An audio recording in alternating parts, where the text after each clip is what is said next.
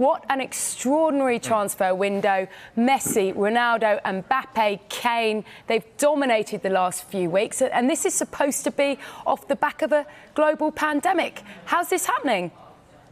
Yeah, Gail, it's absolutely nuts. Morning, everyone. Good to see you all. I can't really explain it, to be honest, and I think it could get even more crazy before the deadline. I think it's 11 p.m. on Tuesday. When we came into this pandemic-affected market, which was a year ago, we knew that valuations would be different. We knew that the money would be far tighter, money available for transfers and for salaries.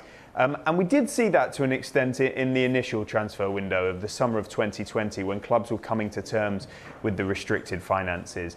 Deals were still done, and some surprising ones, but they were sort of below that top level. There wasn't much activity, a lot of loans, some swaps and some creative solutions.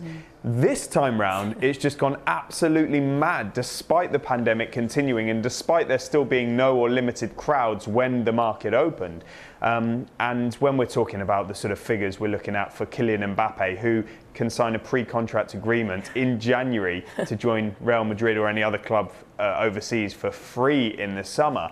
And then we're talking about Cristiano Ronaldo potentially to Manchester City at the age of 36. Some of the figures we've already seen. We've seen Lionel Messi moving to PSG.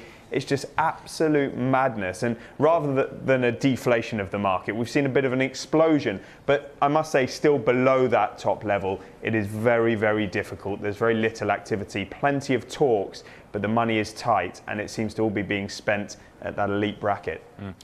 David, this Ronaldo story is quite incredible. I think when most people first heard it, they thought, there's not a chance that this is going to happen. Every morning we come in here and it seems to have actually progressed closer and closer. What's your understanding of how likely this is actually to take place?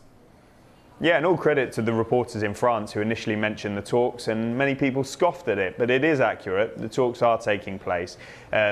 George Mendes, Cristiano Ronaldo's agent, was summoned into to Juventus's training complex or their offices yesterday for talks about this situation, and it was made clear that they are open to all scenarios, including a departure. The tenure of Ronaldo at Juventus hasn't gone to plan. They haven't won the Champions League. They spent almost £100 million on him and they haven't made it past, I think, the quarter-final stage. Last 16 exits in the last 2 years. They failed to retain their Italian title when they had been on a run of 9 successive trophies until this point. So George Mendes is speaking to them, but Juventus have made it very clear to him that they will demand a transfer fee. They need to recoup for their books around 27 million euros for him. Manchester City, as far as we know, are reluctant to pay a transfer fee. Now, there is dialogue ongoing, and we get the impression that a deal could well be struck here, and there are sources who are expecting it to be struck. I know of Manchester City players who are talking about it, who are expecting it to happen. Now, that happens in a lot of situations, but I think we need to be getting our heads round at this stage, Jasper, that this deal could well be done, and it would stun the footballing world, not least because he's 36 years old, not least because he played for Manchester United and was a legend there, but also if he does come to Manchester City, I think their fans will get their heads around it because he could score the goals that could propel them to the trophies they want to win. Keith, that's the big question, isn't it? Do Manchester City really need him? It's interesting. Just listen to David there. As he spoke, I glanced down at my laptop, which is propped up on 2 Sir Alex Ferguson autobiography books. I wonder what he's thinking this morning. With Cristiano Ronaldo looking like he might go to Manchester City, do they need him? I think this season they probably do. They got through last season without a recognised striker and did it so well. But I think they definitely need one. Yes, they've got Gabriel Jesus there. I think they need someone in there. I think Cristiano Ronaldo, despite his wages, astronomical wages at £500,000 per week, despite that, I think a free option, or whether they pay 20-25 million that David mentioned there, I think that's the sort of deal they want. We know they've got a long-term interest in Harry Kane. That obviously it didn't work out. I think a short-term signing to play that striking role for the season would be ideal for them. Obviously, it's going to come at a cost in terms of his wages, but maybe that'll be offset by the fact that the transfer fee isn't as high as it would be for a Harry Kane or an Erling Haaland or a Kylian Mbappe. But yeah, I mean, amazing news to wake up to this morning, just when we thought that this transfer window had seen its last big transfer, its last big story for us to talk about. And here we are talking about Cristiano Ronaldo, arguably the greatest player ever, potentially coming back to the Premier League for at least a season. Yeah, amazing stuff. David, we love the big characters here in the Premier League, whether that be managers, whether that be the players. Obviously, Pep Guardiola is one of those. Do you think there'll be any part of him that thinks, I've worked with Lionel Messi plenty of times, great relationship with him. Now it's my chance to work with Cristiano Ronaldo, perhaps the only player who rivals him for the greatest of that generation? I'm not sure this was actually an idea of Pep Guardiola. He was obviously focused on Harry Kane. When that situation started to evaporate, I think the club, Manchester City, opened themselves up to alternative options. And they were always going to be busy in the final few days looking for a solution to their desire to bolster in that number 9 position. Now, they would have explored plenty of options, but they would not have wanted to bring in a plan B or a plan C if it was not better than what they already had. There are few players who would be better than they already have, or they would just wait until the summer of 2022 and go in for the likes of, I don't know, an Mbappe, a Haaland, etc.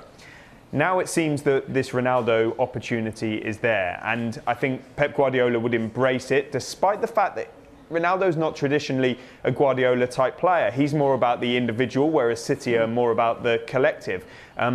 But we can't doubt his quality or his goal-scoring record, and that's something that Pep Guardiola, everybody at Manchester City, will be attracted by. In terms of the wider story, I mean, it would be amazing for the Premier League. It'd be amazing for the Manchester area, where I'm talking to you from now.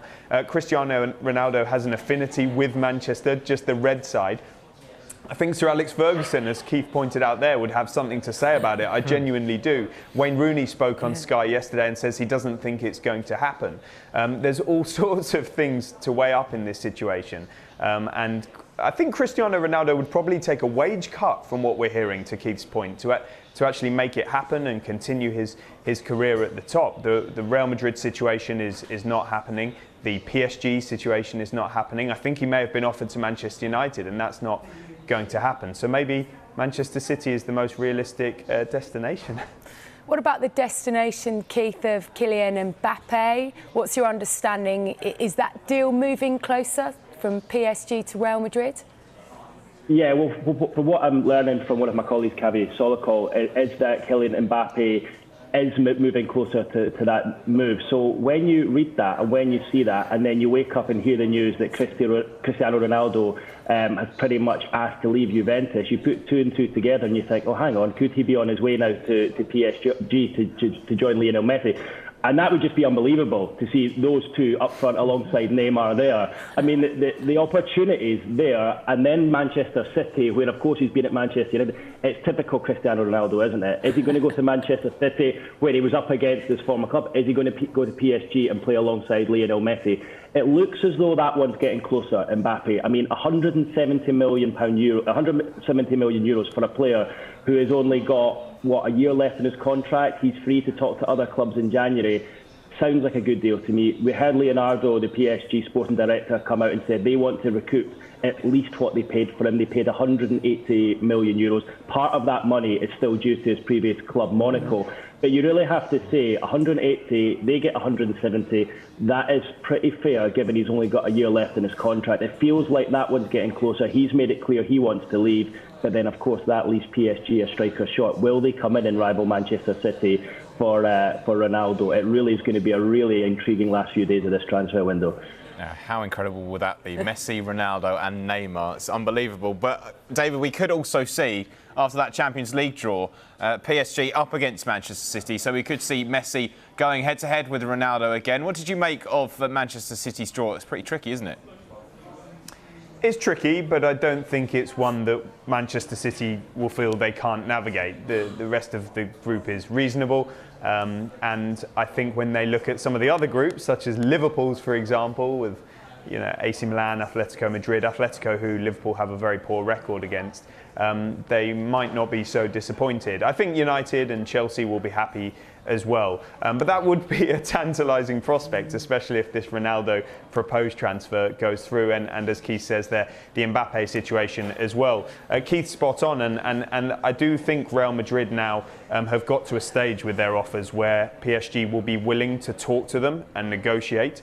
Whether it happens, I'm not so sure. But there are, again, sources around that situation expressing optimism that it will go through. I've got to say, it seems crazy to me that Real Madrid, in a pandemic, are proposing paying this level of money when they could sign that pre-contract agreement that Keith mentions in January, in 4 months' time.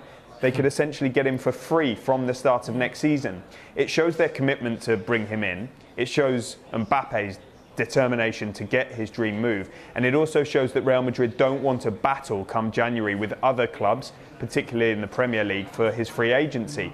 But he wants to go there.